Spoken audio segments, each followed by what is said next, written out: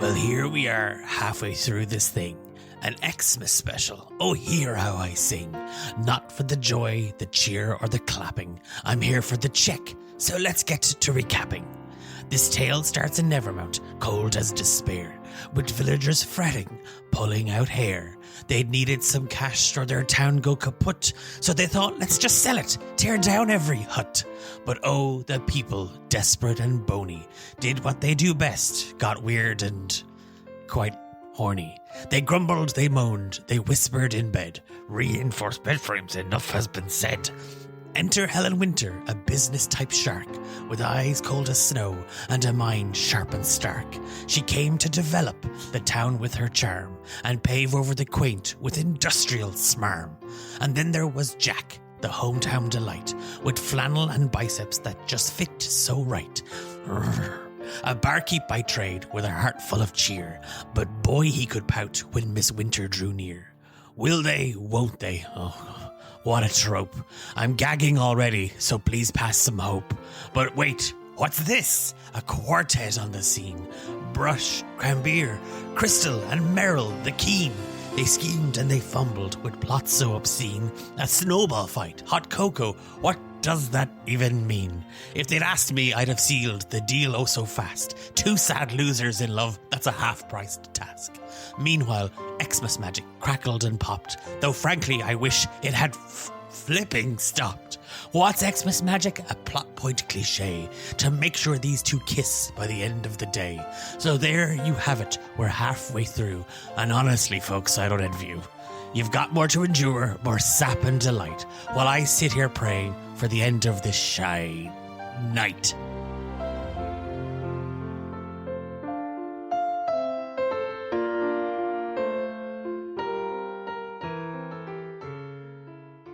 Downstairs, what is everybody doing? Or I say we all get back together, kind of have a chat, get ready for the next thing, right? I'm going to have a bit of a chin wag actually with Jack and be like, that was quite rude. Have you spoken much to her at all? She likes reading, Jack. She loves reading. She's single. Other than the frequent demands and comments on the experience at the tavern, she hasn't really opened up. No, can't say I really want to engage with the woman all the same. Crystal, can you get Snowdrop's jacket? I promised her we'd go take a look at the town this morning. She's never really seen Nevermount done up for Xmas. You are going to love it. It's wonderful. How about later you stop by my shop and you and I can make a couple of bracelets, and that can be my gift for you this year. Yeah, she kind of looks back at Jack. Give me a heart roll. Ooh, I got a 2. What is your heart? 3. Okay, you want to roll over heart. He looks at her. I'm sorry, Snowdrop. It's just with Helen here. I have to keep the fire going and make sure food's available. No, it's okay, Papa. I can do that. I can help, Jack. I couldn't possibly, Cranbeir. You've all the stuff to get ready for the Xmas festival. So, Crystal, thank you very much. If we've time later, we'll drop by. If not today, then maybe tomorrow. The offer is always there. You both know that you are very much welcome in my shop. And I don't know if Helen is, we can get her to come out of her room. Maybe you can get some time off. She can't stay in there all day, can she? In that traditional fashion of how Helen makes her entrances, the door to her room opens and she's standing at the top of the stairs in her long black coat, a scarf kind of pulled up around her neck. No, I have plenty to see and notes to make. I've left the tray in the room, and Jack kind of just grits his teeth. Of course. Hey, I'll get that for you, Jack. I'll grab that for you. I'll pop that away. You go and have a nice day, and we might see you at some of our places later. You said you wanted to come and take a look and praise us. Yes, praise you indeed. Yeah, Mr. North. If you have a moment later, I need to discuss the matter of the Evergreen Inn and my employer's intentions. And he kind of looks at her. The pancakes were delicious. And she heads out the door. Wow. Wow. That sounds like a thank you to me. Her toughness and meanness and like inability to give compliments must make that compliment, give you a lot more confidence, right, Jack? That was the 4th plate of pancakes I had made her. She loves the pancakes. Make 4 more of that exact pancake. That's for each of us, by the way, because they sound great. Okay. Brush, you want to head up to her room to... Yeah, for sure. I'll grab that tray. Yeah, no problem. Yeah. Okay. I want to turn around to look at Cranbeir as just the door is just open, and I just make it look like I'm magic with my hands, and I just open this door that's already open. I go in and I grab the plate and I drop a fork on the ground and I bend over to pick it up. And I gotta stretch as I'm doing it, and I open up her chest that has the red thing in it. A couple of things as you enter the room. It is pristine. Her clothes are hanging up in the wardrobe on the hangers. As you kind of I dropped the fork, clumsy me. Under the bed, you spy the trunk that she had arrived with, and the wonky handle kind of fixed back into it clumsily. Pull the trunk out and rifle through it. It's hidden. It's hidden behind a sleeve within the trunk. As you kind of pull on it, it's a very, very soft, crushed, red velvet gown that has a little kind of white trim. There's a small little tag, to my Holly, love, Mom. Thinking of you this Xmas. Thinking of you every Xmas. I mean, it's the exact opposite of everything you see kind of in her wardrobe and what you've seen her wear. It's not that you can't see Helen in this, but you've not seen her wear anything but black. I put it back. I know now what I know. Downstairs, Snowdrop has their jacket on. There is 4 small plates with a pancake on it for everybody. As Jack comes out and he pulls on a kind of a thick fur-lined coat. You can lock up right as you leave. I'm just going to take Snowdrop. No problem. Yep. He takes his daughter by the hand and he kind of leads her out of the tavern. And she's just like, and Daddy, do you think that the ever-bright tree will glow this year? Maybe, sweetheart, maybe. And he heads out the door of the tavern.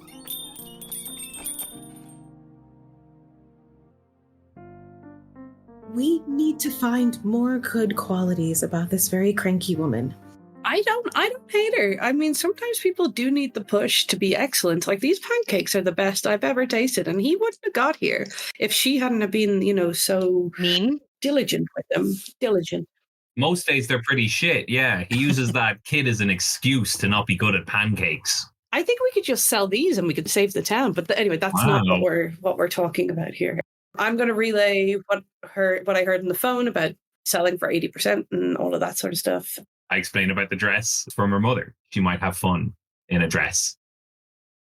Okay, meet cute. First one. Where should we try and get this done? I think she had a separate plan to visit all of our shops to appraise them. If she visits all of our shops, right, we can all help each other out. How are we going to get Jack to go there? Snowball fights. If he has to, if we can get the town kids to just get into a giant snowball fight, he'll have to take refuge in one of our shops. And Brush, I think that might be great for you to incite. Absolutely, I can do it. I run out the door. I'm like, the clock is ticking now because I've sprinted away to start. I've been waiting. There's screaming coming from outside. You can hear my voice shouting like, "Ice in the Brush." I'm just the messenger. I didn't say it. Those other kids said it about you. Oh wait! It's an innkeeper. It's an innkeeper and his child. Oh no! Won't one of these shops open their doors and give us refuge? Oh no! An innkeeper and his child. As the 3 of you come to the doorway of the Evergreen Inn, you do see Brush armed to the teeth. But how did he make so many snowballs so fast? I had a stash. I always have. I literally I cut a rope and I pulled a cloth. Done. And he's made he's fashioned like a catapult thing from his workshop that's like automatically it's like the tennis ball shooter, but it's just snowballs. Immediately, kind of the kids see what Brush is throwing down and throwing at them. They flip over one of the tables that was going to be used as a stall, and they hunker down behind it, and they start making their own arsenal of snowballs. There is just this full-on frenzy of clods of snow and ice just being shot back and forth as the mayor and many of the other villagers kind of go about setting up the decorations. People are singing, people are laughing. Helen is tutting. It's kind of spilling out into this sort of snowy melee. You do see Jack kind of scoop up Snowdrop. Cranbeir, they spill into your patisserie. I want to target Helen with my Gatling gun to try and like wet her coat and her shoes, so she has to stay in there for a little while. Since you have a snow Gatling gun, I would say that's 2d6. You can roll. You want me to over this on this one? So I'd say you're using your head, so under this one, I think. Okay, no problem. That's a 4 and a 5. Neither. Okay. The Gatling gun just seizes, like something has gotten lodged in it. Helen is slipping past the patisserie. Having seen Jack go in, she's not bothered. And she's about to turn the corner on the main street if anyone else is doing anything else. Meryll's snow fights are below her, but tripping people up is not. So if she's going to turn around the corner, she's going to stick her foot out and hopefully trip her. Would you say you're using logic or emotion to trip up this lady? I think both. But let's go with logic in this case. Okay. Only because you're an expert who apparently when snowball fights break out, you go high. Only so that you can go low and sweep the leg. I will let you roll 2d6. Right. Yeah. And we're saying it's head. So you're looking to roll under your number. Under a 3. Oh, shit. Okay. 2 and a 3. Oh, you rolled your number. You've 2 successes and you rolled your number. That gives you a love connection. You can choose one of 2 things at this point. You can take that 3 as a success, giving you 2, which means you do exactly what you want to do and your plan will go off perfectly. Uh-huh. Or you can take the 1 success that you got with your 2 and then ask me a question that I have to answer honestly, that you would now, something you would learn in this moment about Helen. Second option. So how can we get them to smash their genitals with Jack? You all watch as Meryll, terrifyingly, she leaps and bounds from rooftop to shop front with all the deft and grace of an assassin, only to wind up just on the other side of that small street down towards Crystal's Ball Emporium. Her spindly little foot just slips out as Helen turns, ducking under a snowball, and you see the woman, the business lady, just topple over herself and land into a puddle. Meryll, it's that thing as you appear and you pick her up. Just sort of in that moment of vulnerability, she looks at you as she just says, I absolutely hate this. I hate this town. It's cold. It's wet. It's the worst time of year. All I really want right now is if somebody was to just hand me a double espresso and I would be forever in their debt. And like, are you guiding her towards the... Yeah, and she's just being very caring, very gentle. Of course, yes, I know just the place and we can fix you up with some new clothes from the charity shop next door. But let's go and we'll get you a double espresso first. I'm like, okay, all right, okay, everybody, snowball fight's over. Come on, let's go buy coffees and stimulate the economy and stuff. And I'm sweeping them all away from the from this shop. And people are like, okay, let's get back to the decorations. You know, we've got to get the town done up nicely for the Exmas shindig. The 3 of you follow in behind Meryll and Helen. Snowdrop and Jack are standing in a corner. Cranbeir, kind of seeing you, he kind of just looks, sees Helen. His shoulders slump a little. Cranbeir, I sorry, it was just what was happening outside. Snowdrop was getting a little bit. That's perfectly understandable. Let me see. Cranbeir's going to like crouch down, look at Snowdrop and say, how does a nice big cup of hot chocolate with marshmallows and gingerbread sprinkles sound to you? Helen, how does a big cup of hot chocolate sound with a sprinkle of marshmallows and what was the rest of it, Cranbeir? Oh, I don't think this drink is Helen's type. I think Helen is more of a... Cranbeir is going to like look her up and down, just like in a general kind of appraisal. And then Jack cuts across. And if you're making a hot chocolate for Snowdrop, is there any chance I could get a double espresso? I was just about to say that looks like it's Helen's drink. Yeah, I can definitely. No, I meant for. Oh, Helen, you. And he kind of looks at her. And if Helen is having one as well. Helen, was I correct in my assumption? You don't strike me, Mr. North, as the double espresso fellow. Yes, please, Mr. Susay. How long have you... And again, she looks at her clipboard and it's covered in muck as she kind of like wipes some of it off. How long have you ran the bakery? Oh, this bakery is mine. I've owned it for quite a number of decades at this point. I know. I don't look my age. It's from all the sugar I consume. And you have all the paperwork and licenses to operate the bakery? Of course. People are putting their lives in my hands every time they eat. Wonderful. And I can get a copy of those from the mayor. Why? It doesn't matter. Crystal is going to like kind of be looking around Helen, trying to make eyes at Cranbeir, like looking up and just going, knock it off. At this point, Cranbeir, you turn back to the kitchen and you go to prepare hot chocolate, espressos, and a few other goodies. Helen turns to you, Meryll. You said there was a clothing shop next door. I'm going to catch my death if I have to. You know what? Jack's best friend owns the shop. I think if you go in, we can all go in together, and they'll be able to find you something great. And Jack kind of looks at you, Meryll. I was like, sure, I'll see if Rusty is good to go. We'll be back, Cranbeir, and he kind of like puts Snowdrop kind of in one of the chairs, and he kind of heads out with Helen. Are you letting them go off, or is anybody following, or? Should we let her wear other stuff, or should we try and destroy all the other clothes in the village so she has to wear her nice red dress? Well, I figure she's going to wear the red dress to the ball regardless. I think baby steps. We get her out of the black power suit Yeah. and into something else. Even if it's still black, it's not the intense black power suit. She has 2 more of those power suits. Should I run back to the hotel and cut them up? She's not trying to wear them right now. I sprint out the door. Don't cut them up. Just hide them.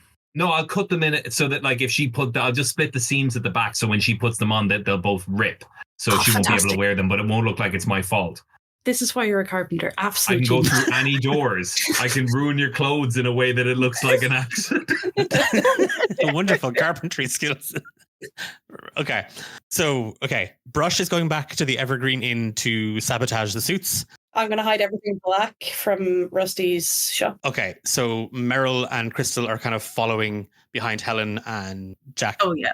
Fully telling her like what her power colors are, what's going to look good with her skin. Just like if she picks up something that looks a little too like, this is going to put me back in my safety blanket of I am boss bitch, immediately removed from just like, no, the vibes are off. The vibes are off. You can't get this one. Okay. So to me, it sounds like Crystal is trying to convince Helen to try new colors and like new patterns and everything else like that. So that's a heart roll, I think. If Meryll, you are hiding everything that gives off bitchy office worker vibes, head roll. Which is under? So you want to roll under head, but over heart. And I will remind you that you do have your Exmas Magic point as well that you can spend to automatically succeed. Okay, I have a 5, so I'm going to use my Exmas Magic to, automatically get rid of everything business. Okay. And for Crystal? I rolled a 1. On your heart roll? Yeah. Heart is over. Heart is over. Oh my goodness. My die does not like me today. I got really excited because I thought I did it properly. So you can spend your point of Exmas Magic? You know what? Yeah, because I feel like this is important for her to try new things. She's in this town. She's already, although Chris doesn't know this, but she's already admitted that she doesn't like it here. So we're gonna baby step this. Just something new. Okay. So can the pair of you roll a d20 for me? What you're trying to do is going to succeed, but because you're pulling on Exmas Magic, something of an Xmas miracle will happen. It's a 9. I also got a 9. Okay. On a 9, it's called Lump of Coal. A bag of holding that contains exactly 100 pounds of coal appears on your person. In this moment, as Jack leads the small entourage into Rusty's haberdashery and closet, there is a tiefling gentleman, fiery red hair, hence the name Rusty, wishes up, takes out a measuring tape and starts measuring up Helen, who's just immediately gravitating toward the sail rack with all kind of everything is black or a varied shade of black slate grey. In that moment, Meryll, as you see her reach to pick up kind of an overcoat, you kind of snatch it from her hands, and the whole rack you are able to lift and wheel away. And what happens is, in that exact moment, standing there with 2 wonderfully bright outfits is Crystal, holding up a plush turtleneck with sort of a snowflake pattern in a soft powder blue and white, and a nice little kind of trousers and comfortable and aesthetically pleasing winter boots, and in the other the exact same but just in a green and red color. She goes to turn to kind of to the sales rack that you've secreted away, Meryll. She sort of sighs and kind of falls into herself, and she points at the powdered blue and white. She slips behind kind of a changing room curtain. She's handing out her muddy clothes and her outfit and stuff like that. And in that moment, the sending stone in her pocket begins to vibrate. Crystal, as you go to reach for the phone, you just hear Helen call out, if that's my mom, you can just hang up. You do see on the sending stone flashing up is just mom. Crystal is going to accidentally answer the call. Merry Xmas, hell spells. How are we this festive season? How's my gal? What are you planning? Are you coming home? Please tell me you're coming home this year. Hi. I have Helen's sending stone. She's currently changing. She will call you back in like maybe 5. Oh my golly gosh. Are you a friend of Helen's? Hoping to be soon. We're just doing a bit of shopping. Don't tell me she's out shopping for an Xmas gift. Well, there was a small incident with a puddle, so we're just getting her out of her wet clothes. Well, I won't keep you too long. Just give my Helly Belly a little pinch on the cheek for me. Tell her not to worry. If she's out with her friends, she's enjoying herself. That's all that matters. You can tell her to give me a call at another time. Tell her I miss her.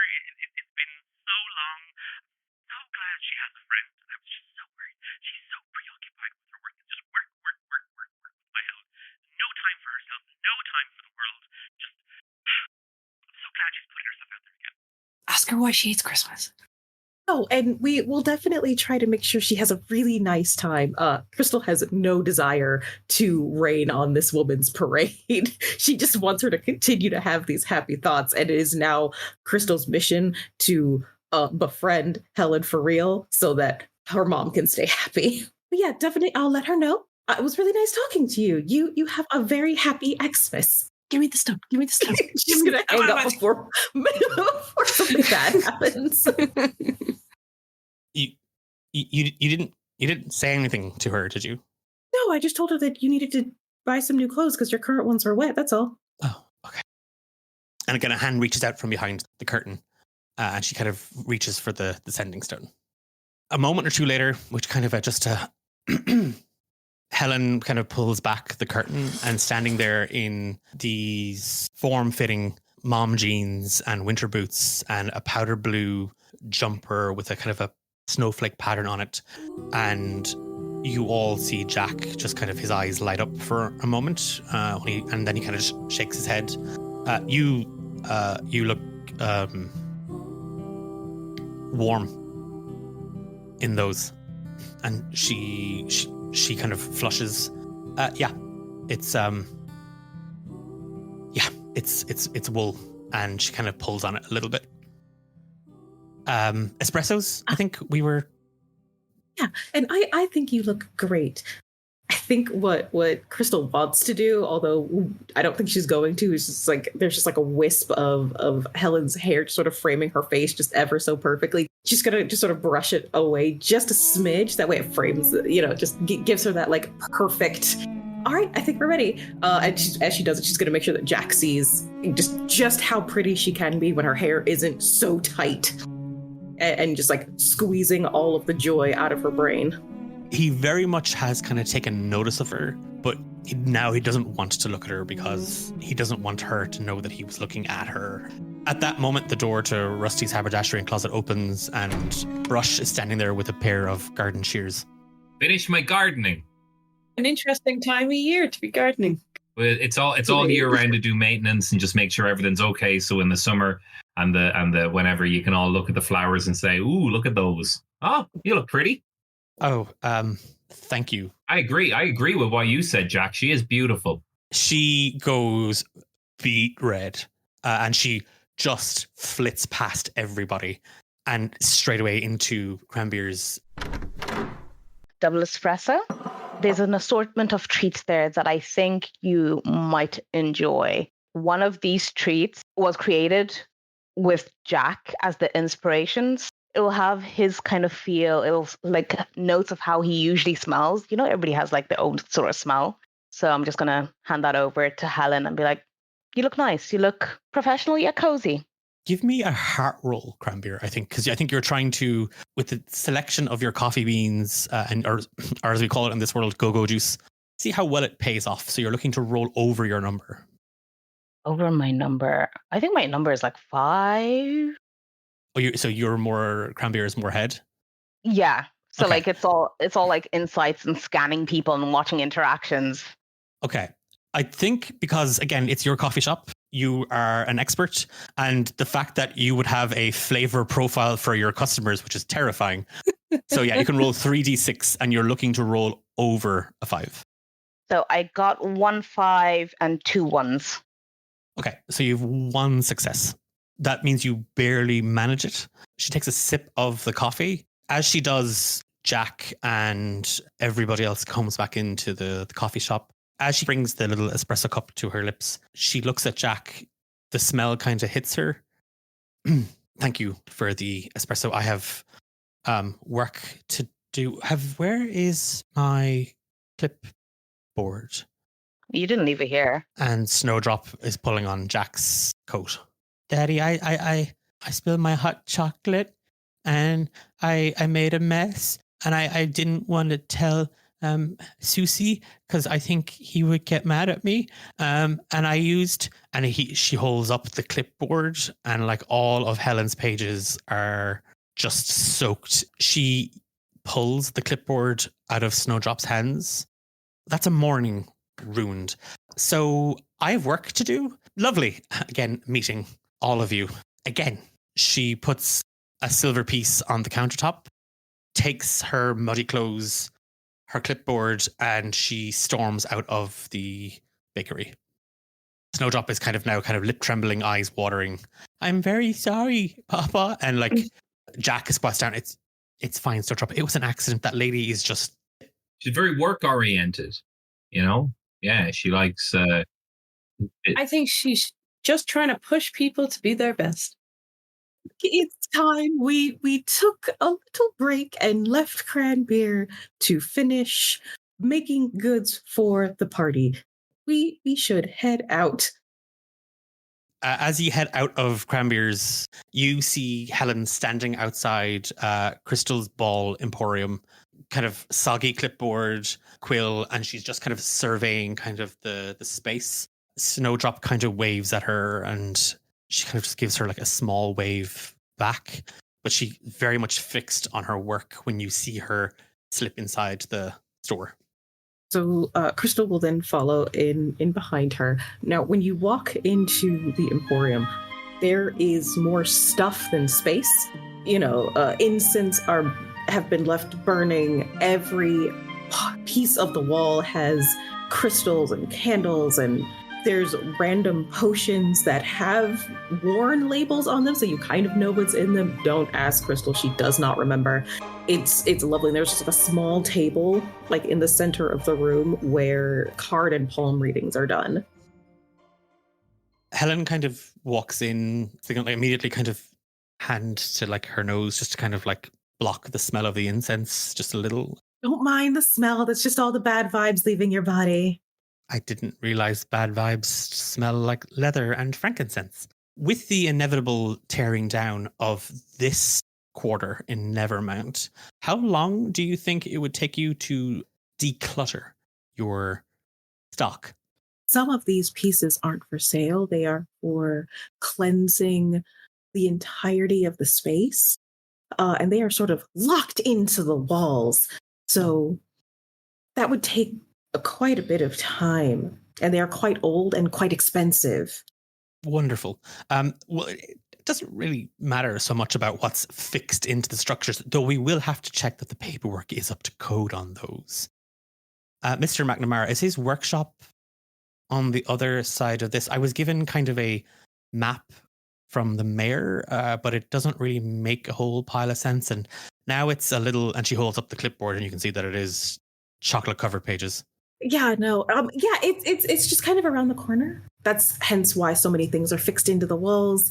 We have very different vibes. They're not bad, they're just different. And I like to keep his vibes on his side of the wall and my vibes on my side of the wall. But before you get too started, let me read your palms. Let me show you what's so important about this shop. Begrudgingly, she kind of like just lets out a kind of a sigh, and if only it means she gets to talk to you and get like maybe a few more bits out of you. She goes to sit. She takes a small cloth napkin out of her pocket and she puts it on the cushion that she's about to sit on. And she takes a seat across from you on the table. Meryll, Brush, Cranbeir, what are ye doing as Jack and Snowdrop kind of survey the decorations? Cranbeir is going to kind of saddle up beside Jack and Snowdrop and like just kind of marveling it with them, while also strategically trying to like herd them towards the shop. So while like Snowdrop is like, oh, look at this, just kind of like standing in very particular ways to try and get them moving in that way without them noticing. Meryll? She's going to walk over to Jack and just say, you know who is most likely to get the tree back to its original state? It's got to be Crystal. She knows everything about how the magic and everything works in this town. Why don't we go talk to her? Well, we really probably should be getting back to the inn. The inn's fine.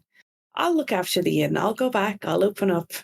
Give me a heart roll, Meryll. Is anybody doing anything to help at this point? I have a backup plan if this fails. Okay, we have a backup plan from Brush, which we're all terrified of. I got a 4. Okay.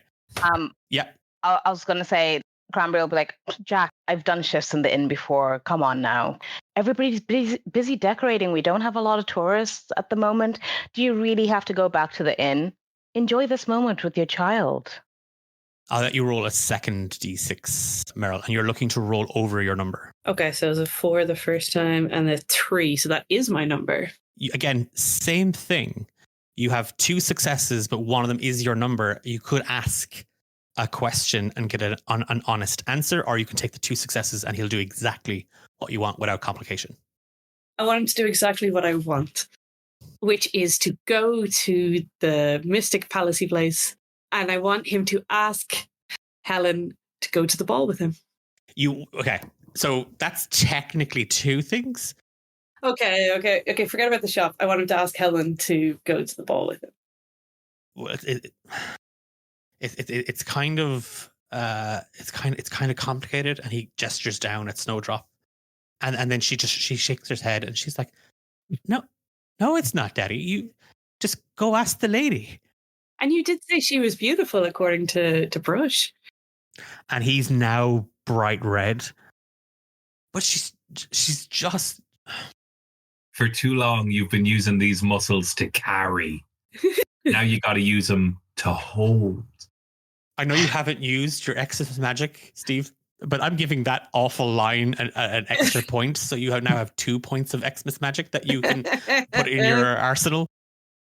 He shifts. Okay, fine. I'll ask Helen to accompany me to the shindig. Okay, everybody's happy. We're happy. We're good.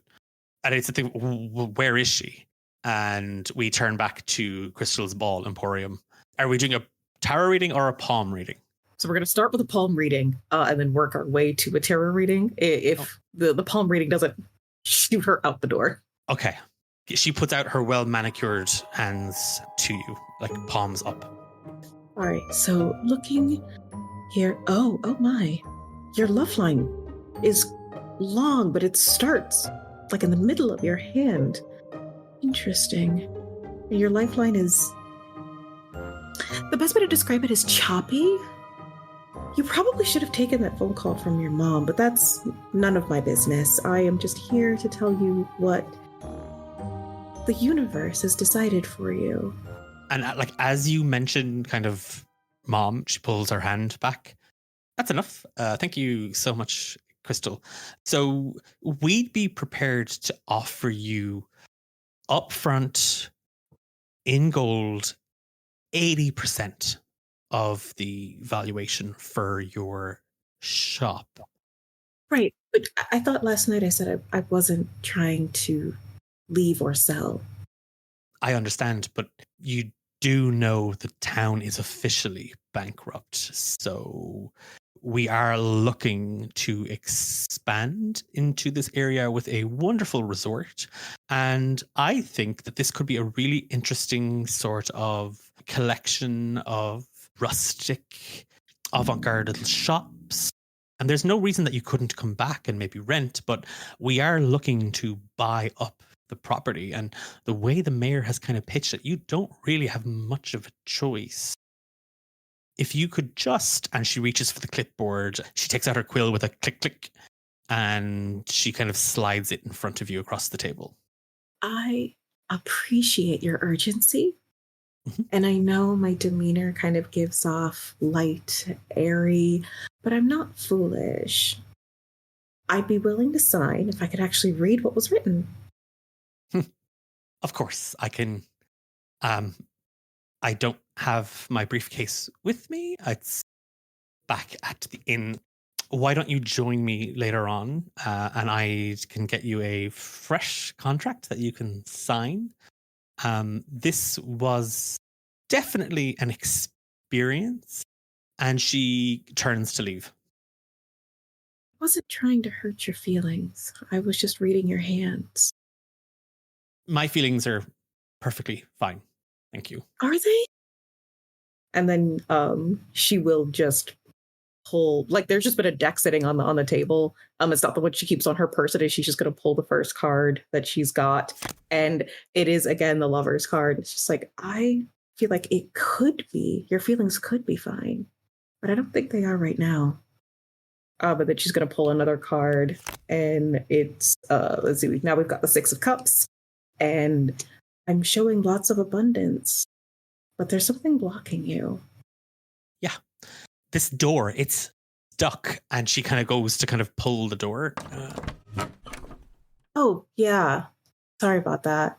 You have to release what you've been holding on to before the door lets you out. My great-great-great-great-grandfather put that on.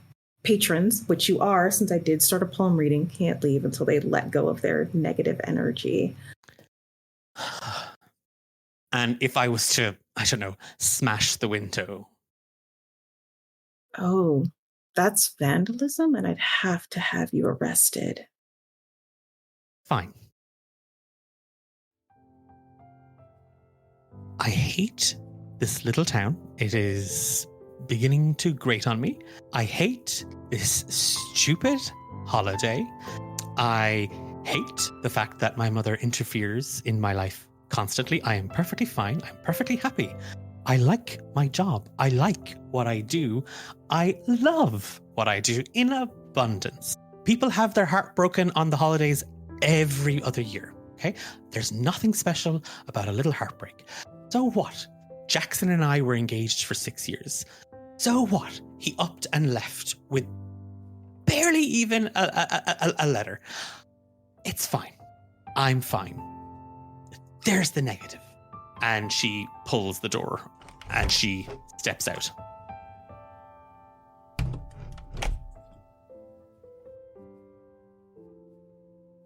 Brush is on the other side of the door, been absolutely freaked out and panicking. I've got like a flop sweat from meeting a door I couldn't open. And I'm trying to act cool. And it's like there's something happening on the and then as Helen opens it, I'm like, you see?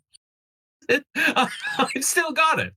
Why is it wherever I go in this little town, you for people are always there? I'm going back to my room. Thank you. I've to get fresh paperwork.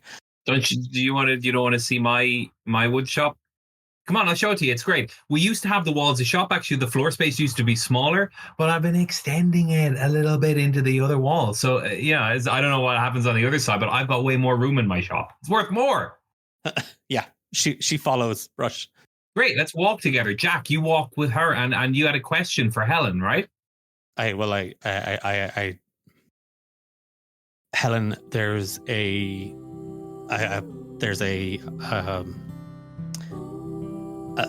party tomorrow night in the Evergreen Inn. Well, like just outside. It kind of we. Would you like to go to the Nevermount shindig with me tomorrow night? Just before you answer that, Helen, just know that if you do want the people of this town to sell their livelihoods to you, they need to feel like you're one of them, and nobody goes to this shindig alone. She goes, like you see her kind of go to say something, and her sending stone starts to ring again. She holds a finger up to everybody. She turns, and again, you all hear, "Good afternoon, Mr. Gardner. Most of the town has been surveyed, yes? No, I don't actually have any signatures yet, but I am working on it. There, some of the townsfolk have agreed to sign tomorrow at a shindig. No, sir. There's no need for you to come down. No, I haven't. It's all. And there's a click and the engaged dial tone on the other side. So the shindig tomorrow, you'll sign the paperwork if I go with Jack. Absolutely, yes. We'll all sign the paperwork tomorrow, right? If she goes to the party. Yes, absolutely. Thank you. Yes, absolutely. Yeah. Hey, just another thing. Can you show her my shop? Just I throw keys and I sprint back off towards the inn. I have to go to the toilet real bad. Everyone else can bring Helen into my shop. I've got a use for one of my Christmas magics. Okay. You head inside Brush's wood emporium. Everything is an emporium in Nevermount, and there's just various bits of wood.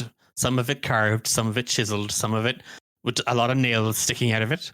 There's a lot of doors. There's a lot. There's an expert amount of doors that you would expect, and then there's schematics for like new types of beds. Jack had kind of waited with kind of Snowdrop having kind of followed inside, but they then eventually kind of slip out. Back at the Evergreen Inn, Brush, you arrive.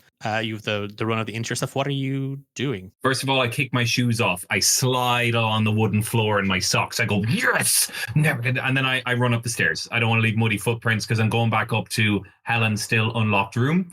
I want to go into her briefcase. I want to take out my little quill that I stole from a child. Yeah, if there's a focus here, what I want to do is I want to take the contracts, but I want to alter the wording on the contracts so that the Gardner Corporation will be essentially buying this town to leave it in the possession of the townsfolk in perpetuity. I love it. You want to use your Exmas Magic to guarantee this. I'll use both of them if you need, baby. No, I want. I love a little bit of shithawkery. You spend the time literally altering the contracts using Tipex and the stolen pen of a child, and it's a thing of you've done this before. You've altered property contractual agreements hundreds of times before. You're an expert at this. It's effectively what you've ensured is it's not so much that Gardner Realty Incorporate are buying the town. They're instead guaranteeing anybody who signs this a donation to kind of help the town get on its feet. Give me a roll of a D20, please. Here we go. That's a 19. Oh, jeez. Why did this have to happen to... It's ice to meet you. Can you roll a D8, please? If you have one at hand. Yeah, I do indeed. That's a 5. As the idea kind of wafts around in your head and with the quill in hand, you single-handedly brush alter every contract in Helen Winter's briefcase. You kind of feel this wave of like, I'm doing a nice thing. I'm doing a terribly, terribly illegal thing, but for the right reasons. You were overcome with Xmas festive feelings, and the room gets a little colder. On your shoulders, 5 snow mephits, small little, almost bat gargoyle little creatures, peer over, and they help you. They're actually specialties in property law. They whisper the exact wording as you now have these 5 methods that will do whatever you want. They'll stay with you for the next 24 hours. Fantastic. Thank you so much.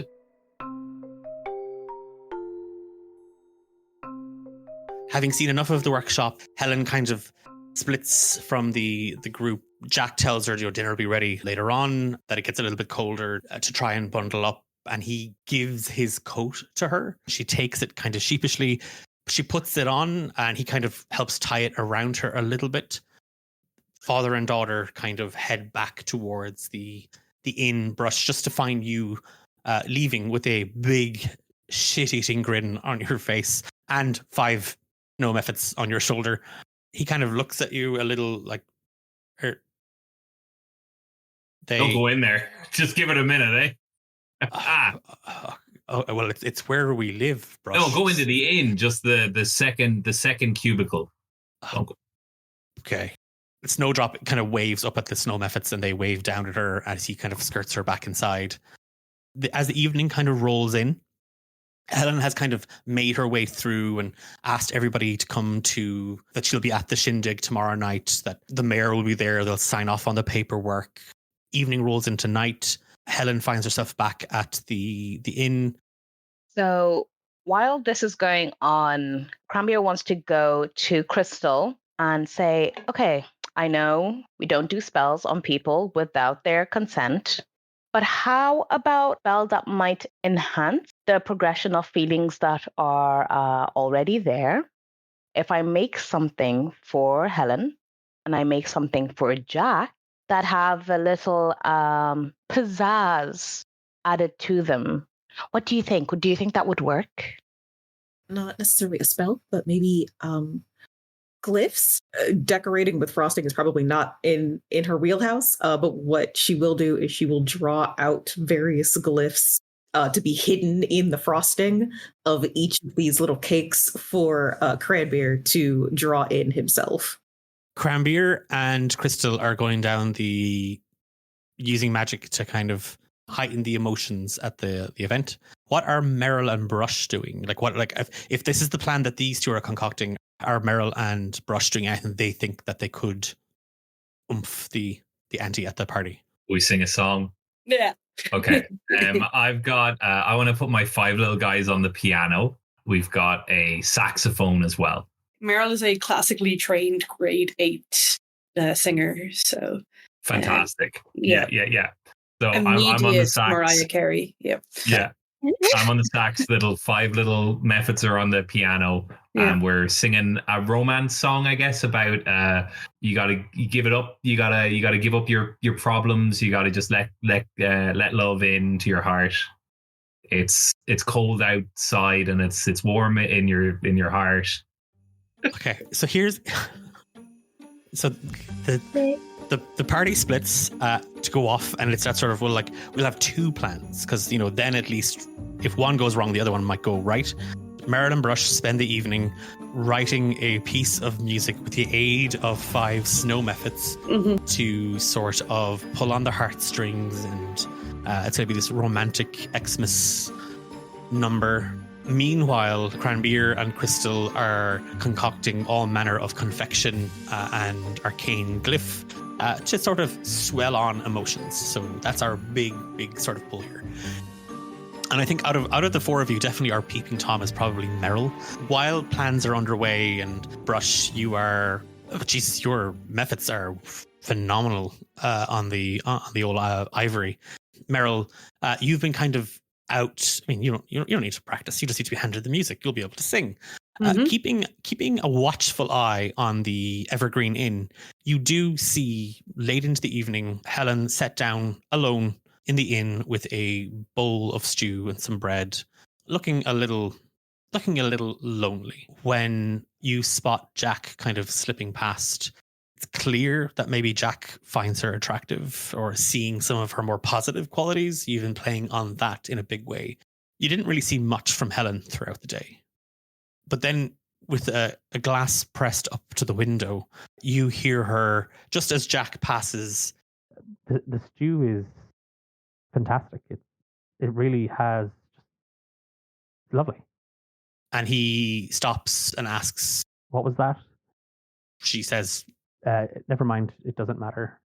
As he kind of bids her goodnight, you see her kind of sit there on along, just kind of stirring the bowl with her spoon until she kind of gets up and she heads upstairs. You just hear very faintly, "Good night, Mr. North."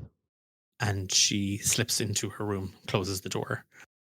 She then discovers all of her suits slightly split at the seams. She goes to bed, worrying about the day ahead and the sudden arrival of her boss, Ezra Gardner III, at Nevermount.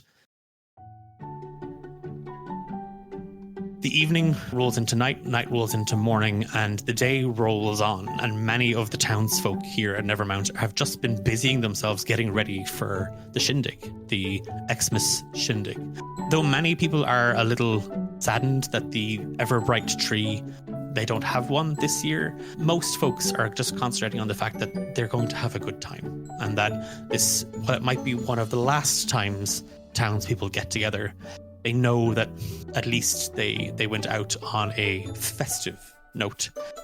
Early into the evening, the party is in full swing. The mayor welcomes everybody as food, enchanted food, is passed around. Everybody just seems that little nicer, that little kinder. Can I ask Crystal and Cranbeir to make a head roll, please? And on a head roll, you are looking to roll under your number. I got a 4 and a 2. Okay, and your number is? 5. 5, okay. I got a 6, but then I got a 3. The food is amazing. Everybody's kind of raving about it. The thing is, Crystal, you're not really sure. Like, the swirls look like glyphs. You don't know how close to your patterns that Cranbeir follow. There is a hum of magic on the air, but you're not quite certain whether it is just the general kind of good vibes coming off of everybody, or is the food that little bit enchanted. But everybody is in a very, very festive mood. Now, I did roll a 3, which is my number. So okay. So yeah. You can take that 3 as a success, Mm-hmm. or you can take the 3 and it becomes a fail, but you get to learn something else about the event. I think I'm going to take the success. Everybody is really happy. As again, like a small little band are kind of over in the corner. You see Jack North and his daughter Snowdrop are sat at a table, and she seems a little deflated. She's picking at the food and she's sipping the cocoa, but Snowdrop doesn't seem in good spirits. And Jack kind of gestures over at the four of you, and it's just, she's just a little down.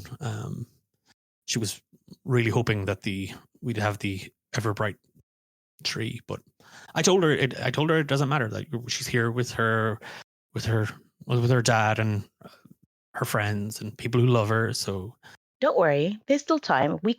We'll do everything we can to make sure that you get to see the tree. Okay? I might need your help though. Okay, I guess. Maybe this will cheer you up. I got you a present.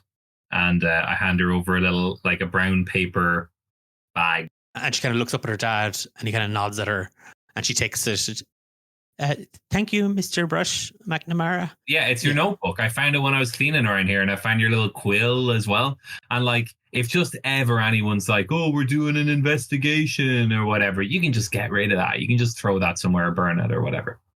But you know, if you were to write your feelings about how you feel about that Helen lady and your dad, and just write that on the next clear page that you have, and then if I could borrow the notebook for just a minute, that'd be so cool. Look, here's a carving. It's like a wood carving knife. You can have this as well. Don't tell your dad about that one. That one, just keep that safe. So you're bribing Snowdrop with her diary and a knife. Yeah. Okay. And a knife. Yeah, I've got loads of them. Carving knives. Yeah. Give me a heart roll, and you can add a d6. You can roll 2d6. You want to roll over your number. Over my number. Here we go. I've got a 4 and a 5. Okay. And my number's a 3. She takes, she pockets that knife real quick. Immediately, she, with the quill, and she kind of ducks in under one of the tables, and she just starts writing. Jack is kind of looking at you, Brush, as if to say, like, I mean, thank you, but I don't really know if a carving knife isn't appropriate. You can be there. You can be there when I teach her how to like carve stuff. It's a cool skill. Look at this. And I've made a little Jack. Is my jaw that blocky? Hell yeah, it is, Jack. And I put it back in my pocket. Okay. Oh, I thought that was for me, but no, you. It's you. Oh, it's of me. Okay. And then like the band kind of again, like it shifts. The music kind of shifts, and then there's kind of a from the crowd, and like people are kind of turning. The door opens, and again the music continues to play, and it's this really soft ballad as the crowd turns, and Helen Winter is standing there in this really wonderful red dress with this sort of intricate little white pattern around the collar and the cuffs. She's standing there kind of a little awkwardly, and then Snowdrop just piles her journal into your hands, Brush, and you just hear, "Wow, she looks like an Xmas angel." Helen just goes beet red as she steps out with her briefcase under her arm full of contracts.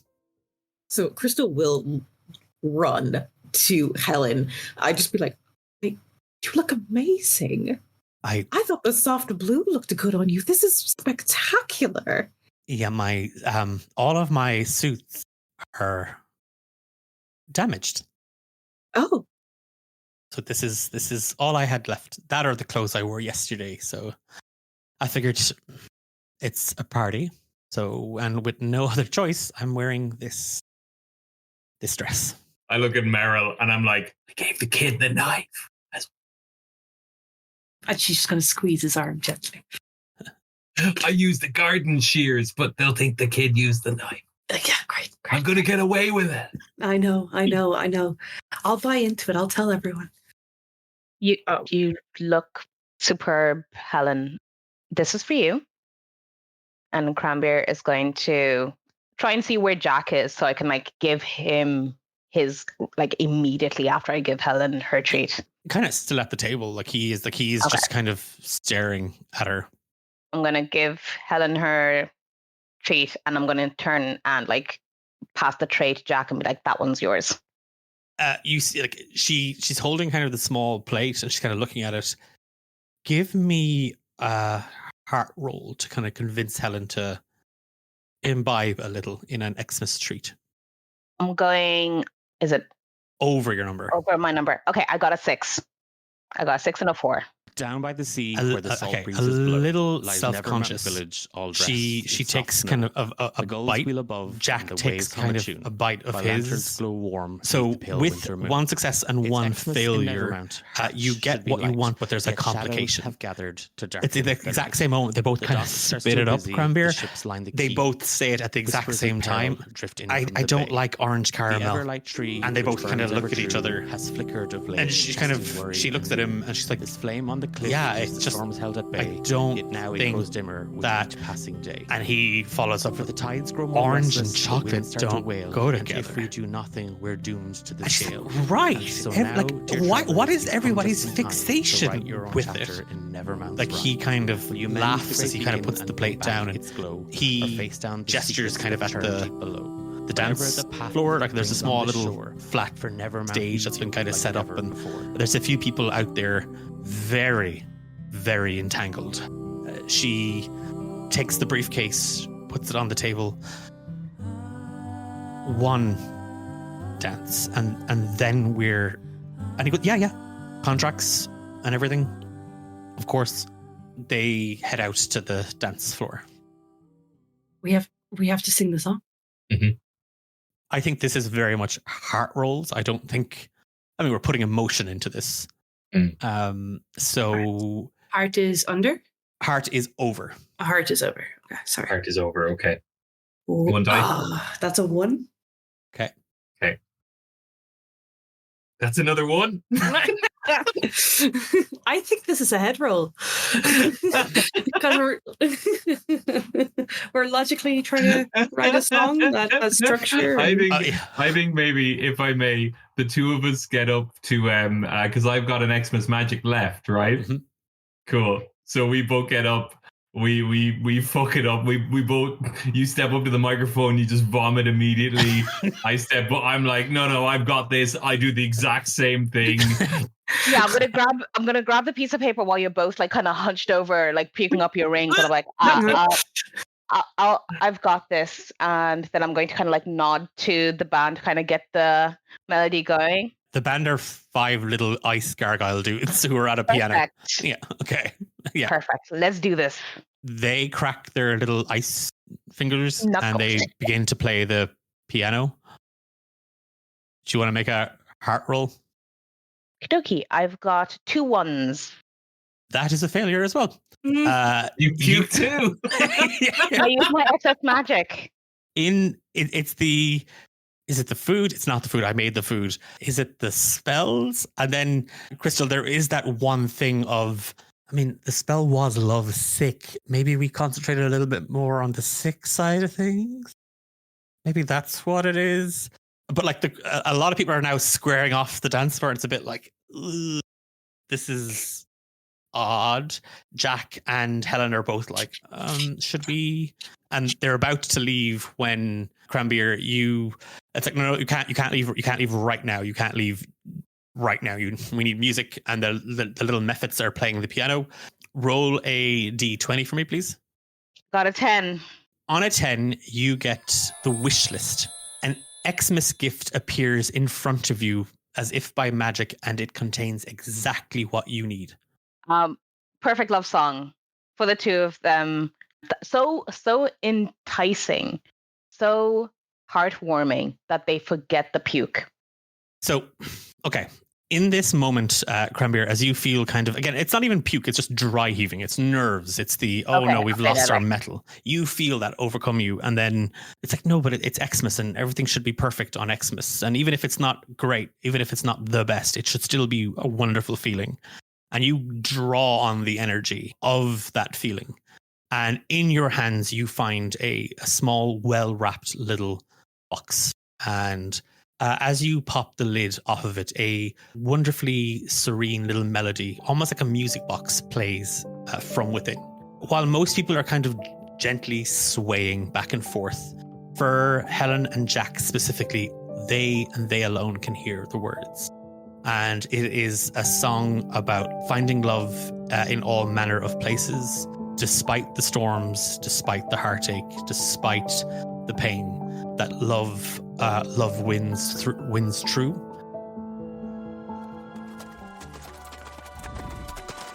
You all hear the vast, heavy clomping of hooves, the wheeling of a cart that comes to a skid just inches from the shindig and the square in Nevermount as a garish carriage arrives, drawn by 4 painted red horses. The door swings out, and this absolutely pompous, egregious, slicked back haired half-elf gentleman wearing the sharpest, finest suit this side of Tezrab, and Helen and Jack pull apart, and you see carved and gilded in gold and silver Gardner Realty, putting the gent in gentrification and ascending stone number on the back of the carriage as Ezra Gardner III arrives. Kudos, everybody. You're welcome. You're obviously having a celebration. You're all obviously in such great mood. I'm sure Helen has explained to all of you that the contracts and Helen, the contracts, and she pulls back from Jack and she moves to the table. Of course, Mr. Gardner, I was just about to. Yes, I saw what you were just about to do, Helen, and might I say, what a muscular specimen. Kudos. So if we could just get the contracts in the carriage, we'll be on our way. And you wonderful little bumpkins can go back to whatever noise this is. Hey, what a cool guy. I wiped the sick off my mouth. I'm like, this guy looks so cool. I like this guy, this Mr. G here. This guy's a cool guy. I tell you what, because he's so cool, I'll sign that contract right now. Great. And he takes out a golden quill from inside his suit jacket. He snatches the briefcase from Helen's hands. So I'll sign here, Mr. McNamara. Okay, Mr. McNamara. McNamara wood shop with an ever increasing number of square footage. Yeah. Former wood shop, obviously. And he he signs across Ezra Gardner, and then he hands the paperwork to you. I tell you what, if everyone in the room says yes, maybe the mayor can just sign like an overall one for everybody, and we just get this all done really snippety. Cool guy like you is probably real busy. Probably got to get out of here, right? You know what, Brush? You are spot on. I am real busy, and I don't want to be here longer than I actually physically have to. And I was about to say, you don't remind me of my dad. Am I right? Come on, let's get the mayor over here. And Myrtle swaggers over with two wreaths, like one tucked under her arm and the other kind of half open. Hey, you want me to sign? Okay, I'll put my sign. And she takes a quill and, Mayor, how many R's in there, Myrtle? Myrtle. She signs right across the whole contract. And Jack is like, I didn't agree to sell the Evergreen Inn, though, so I don't. Yeah, but you're part of the homeowners association, which means the mayor is responsible. So, but like I really, we. And he kind of looks down at. We have nowhere to go. Helen, you have to stop him. Like we'll be out. And like Snowdrop kind of like starts to cry, and Helen kind of just. Mr. Gardner, it's just given the time of year, maybe we could hold off on putting the contracts through. I think people are celebrating, and see, Helen, this is why I pay you to just get the contracts. I don't actually pay you to think, Toots. So been doing quite a lovely job. I'm sure she has. Any day now, Helen. That promotion, yours. There's an office in the corner of the basement that we priming for you. So why don't you get the rest of your belongings? That's a choice that you're wearing. Great, good for you. Bold, Helen. Very bold. Maybe not office bold. Maybe back to the suit. What a cool guy. What a cool guy thing to say. He's clearly in a rush. What a cool lot of things to say. And we're all here and we've all witnessed the signing of the contract right now, everybody, right? And that guy over here, he's from the big town next door. He's like he's like a notary type guy. His word would be trusted in some kind of court, right? He witnessed this? I definitely witnessed it. Fantastic. Cool. Okay. Loads of witnesses right here. Yeah, notable witnesses. Maybe just read out the contract since you have the entire town here. Just can you read out what that means for us all? Yeah, we should have done this before. Am I right, everybody? Look, you wouldn't be the first bumpkins to have not read the terms and conditions. So allow me. And he kind of starts to prattle on. Gardner Realty Incorporate, hereby referred to as the owners, deemed to yada, yada, yada, such as acquire property, yada, yada, yada, 80% of the value, blah, blah, blah, blah, blah, blah, blah, donated to the owner in a charitable. I'm sorry, no, let me just, and he kind of checks a different contract. There's a slight issue with the paperwork, so why don't I What sort of issue with the paperwork? Surely a man of your caliber would never have problems or errors in their paperwork. No problems whatsoever. No problems. Okay, I don't know what's going on here. I don't know what you've done to the paperwork. Helen, you're fired. You're definitely fired, Helen, because this is definitely a mistake that you'd make. I think we can just forget about this. I don't think so. We did sign that, and you witnessed the signing. Continue to read what is on the paperwork. I think I'll continue to read them with my lawyers back in the city. Cranbeir is going to tackle him to get the paperwork. Give me a heart roll. I got a 6. You plow into, like, you move to kind of like grab Ezra as he kind of like takes a step back towards the carriage. What's everybody else doing at this point? Crystal has whipped around to Helen and just like, this is the job that you say that you love. This man has just insulted you in a room full of people that you may not like, but still, public embarrassment of an employer or former employer is not okay. I like, as you can see, she is kind of fighting back the tears. Like, she really kind of like upset. Meryll and Brush. Did Snowball the child give me back the notebook? Snowdrop, she did, yeah. Snowball. All right, great. I want in the scuffle of trying to like pick him and Cranbeir back up, I want to tuck it into his coat pocket, like he's stolen it. Okay, so you're just planting the journal on Ezra. Meryll? Can we assume that the contract is on carbon paper and so everyone gets a copy? Sure. Assume. Correct. Yeah. Okay. So she's just going to, after Cranbeir tackle this terrible man, she's going to just grab the papers and try split it out into 2 and say, okay, you can take yours to your lawyer, but we have ours.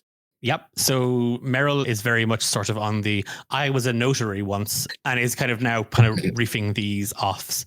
Brush, you slip the diary into Ezra's pocket, and like it's very noticeably kind of like just poking out as if he has tried to like stuff it down his shirt.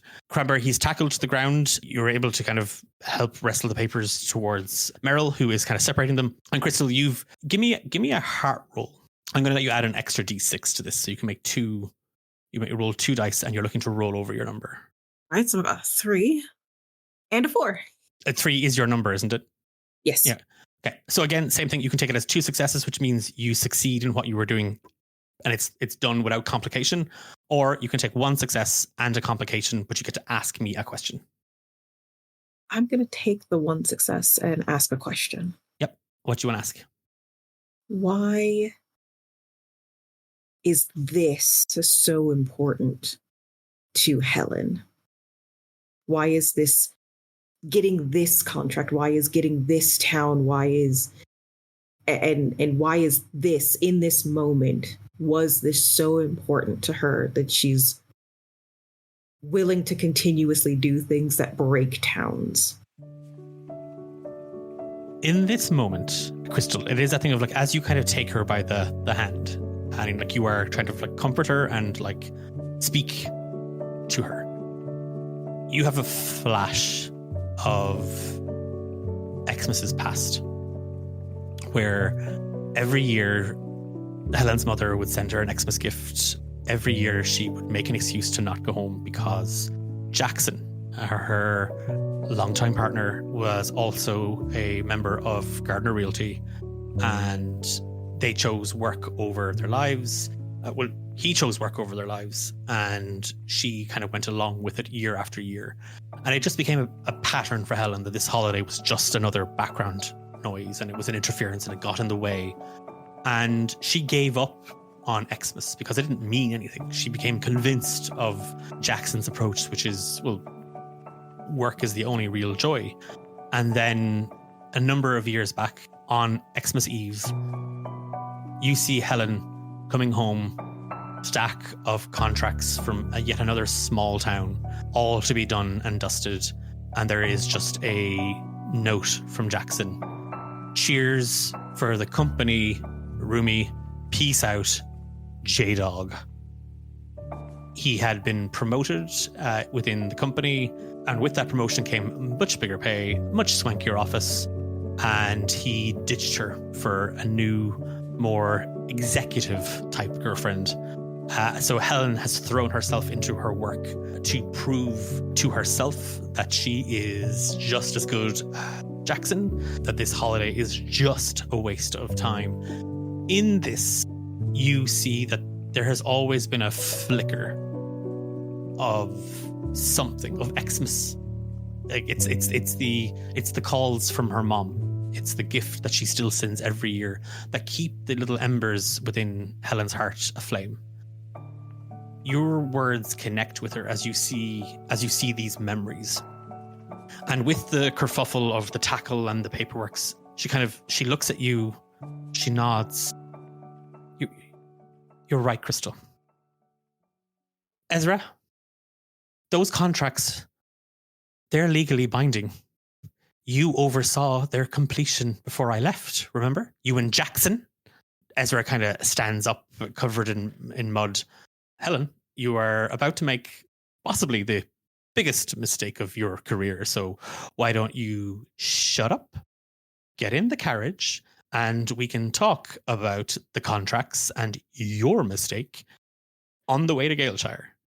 In that moment, as all of you conspire, weave, duck, dive, tackle, take carbon copies of contracts, Jack sees Snowdrop's diary stuffed inside Ezra's pocket and reaches first. Are you serious? You're not just content trying to steal the town from us, you'd steal from a child. And Ezra, completely and totally confused and baffled, and before he has a chance to say anything, Jack steps up and just clocks him with a left hook. He stumbles back into the carriage. One, you don't steal from a child. What sort of man are you? And two, you don't talk to an employee like that. You don't talk to Helen like that, okay? She's special. And she's worth more than any contractor. She's worth more than any... And he goes on and on and on. And Helen just kind of like turns to him and kind of sees. Helen, I'm going to count to 3. And I'm going to get the guards. And you are getting in this carriage. We are leaving. No, Ezra, you're leaving. You can stick your job where the sun doesn't shine. As he clambers into the carriage, she slams the door, catching kind of the coattails of his long coat.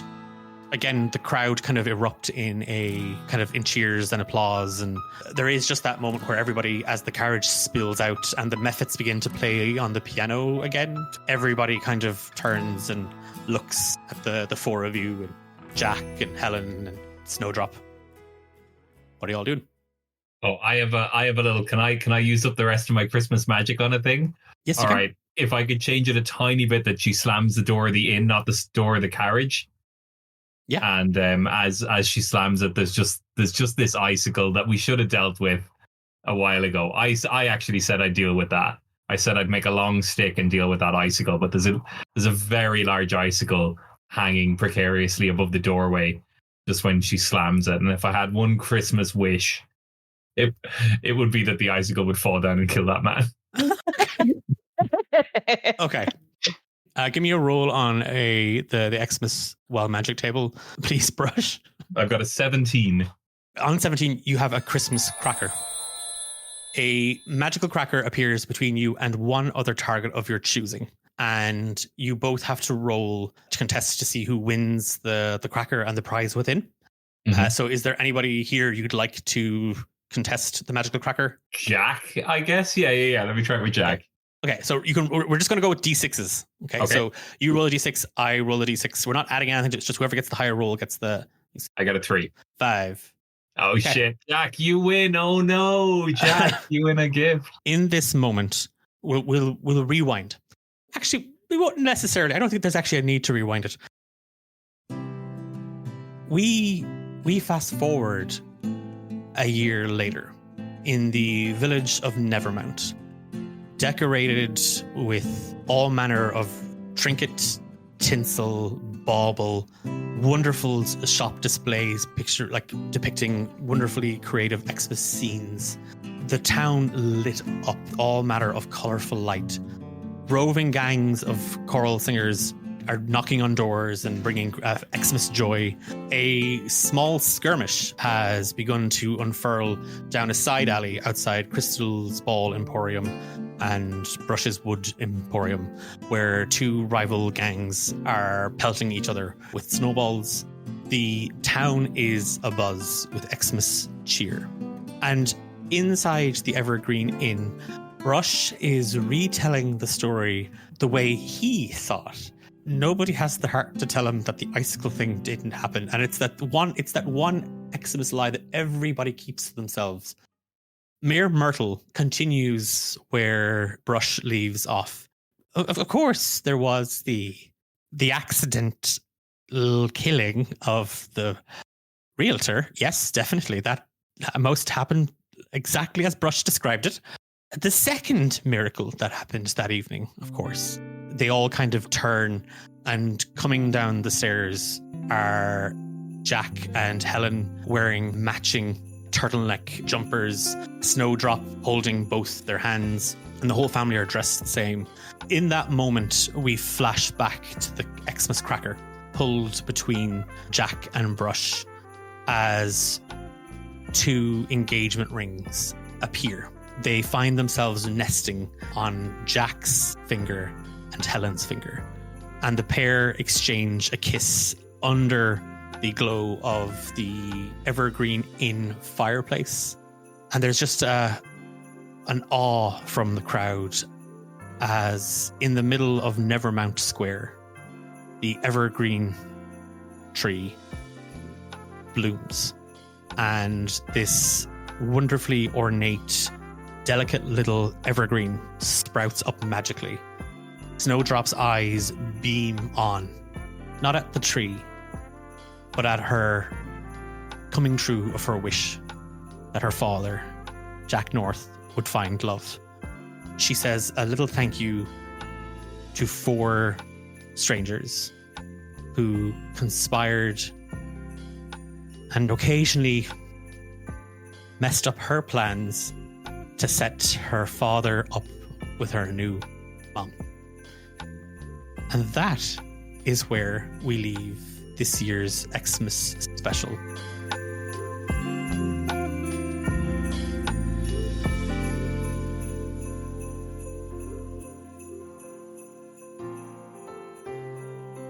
I want to say thank you to my phenomenally festive, frolicking fuckery that were this table. Emma, Garnet, Tendai, Steve, thank you so much for bringing all the energy of Meryll, Crystal, Brush, and Cranbeir to this mess where we are saying our goodbyes. Do we want to go around very, very quickly? And if you want to shout out where people can find you or where people can learn a little bit more about you, your social media handles, any of that sort of stuff. Hi, Tendai. You can find me playing as Grey Stormfield in A Garden of Lies here on D8 Dungeon. You can also find me playing games for the Emerald Collective as Lantana. And you can find me at GeekKey on pretty much all social media, including Blue Sky. I'm Steve Bennett. I made a board game called Dungeons and Naggins. You can find it on dungeonsandnaggins.com. When's this going out? What date is this? We'll have one episode out just before the Christmas break. You have left it too long to buy my game, you cowards. Come and see me next year for your Christmas gift. You failed. Maybe you can buy one in January. It'll be double the price. Hiya, I've heard it. This was such a blast. I am on Blue Sky. I am on Twitch with the ESP channel, kind of all over the internet with a bunch of things that will have started by the time this goes out. So just come and hang out. I do fun stuff, and I do more really intense monologues. And Emma?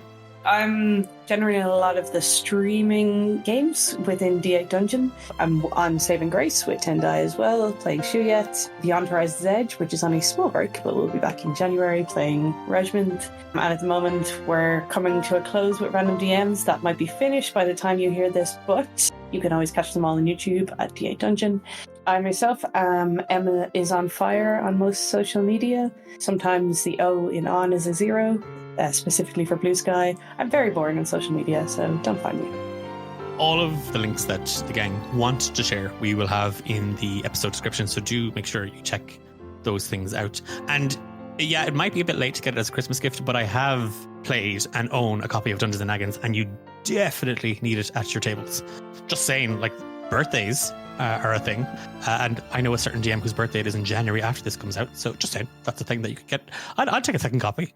I hope wherever you're listening to this, whenever you're listening, hope you're listening to this around the holidays, any holiday. Hey, it could be the 4th of July. Who cares? That whatever you're doing and whoever you're spending it with, that you are happy, safe, and having a wonderful time. And from me, and on behalf of everybody at D8 Dungeon, big thank you to, once again, my phenomenal players, and to you for listening. So with that, we are going to bid you adieu, and we're out.